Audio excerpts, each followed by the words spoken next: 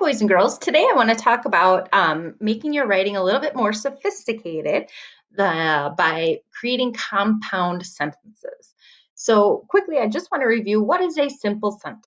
Well, as you see here, these are great sentences. They start with a capital letter, they have end punctuation, and they have a subject, we, and a predicate, had fun at the park. So it's a perfectly complete sentence with a subject predicate. We call this a simple sentence. The three girls skipped. The subject is the three girls. The predicate is skipped. Perfect sentence.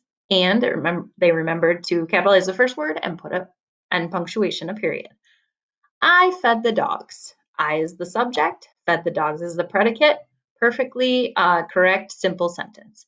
Now, these are all fine. However, they do sound like second grader sentences. We want to make our writing a little bit more sophisticated by every so often putting in a compound sentence. And let me show you what I mean by that. A compound sentence, kind of like a compound word. You know what compound words are. We had a spelling list with compound words. Compound words have two words put together, right? Like raincoat, screwdriver, basketball, backyard, playground. All of those are compound words. Well, a compound sentence is kind of the same thing. It's just two simple sentences joined together. And the way that you join them together is by using a conjunction. And a conjunction is just a fancy word for words like and, but, so, or. Okay? So if you look at this sentence, the three girls walked to the library, but it was closed. Now we have two simple sentences put together here. It was closed as a sentence. The three girls walked to the library could be a simple sentence all by itself. But to make it more sophisticated, like a third grade sentence, we combined both of them by putting the conjunction but and a comma right before it. Okay, so now it's a little bit longer and it's a higher level third grade sentence. In this next example, my sister was late, so mom drove her to school. My sister was late is a simple sentence. Mom drove her to school is a simple sentence. And to put them together like a third grader, we use the conjunction so, and they put a comma right before it. My sister was late, so mom drove her to school. So definitely much more sophisticated in writing. Okay. So we're going to do a couple examples together. So be ready to pause your video every so often. You might want to go grab a pencil and paper in just a minute. We're going to take this sentence, which is actually two sentences smushed together, but not the right way. Okay, this is not a compound sentence. We call this a run-on. Okay, our class visited the zoo.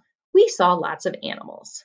This should be two separate simple sentences, right? Our class visited the zoo.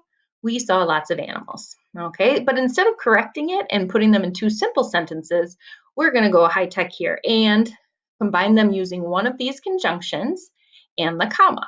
So go ahead, grab that pencil paper, pause the video, and then I will show you the answers. Okay, so now that you're back, our class visited the zoo and we saw lots of animals. And makes the most sense here because it's two things that they did. Our class visited the zoo and we saw lots of animals. But not only did I put the conjunction to combine them, I also made sure to put my comma right before the conjunction. All right, next slide. Go ahead and pause the video and I want you to try it on your own and then we'll check back with your answers. All right, we were late for the seal show. We had to hurry.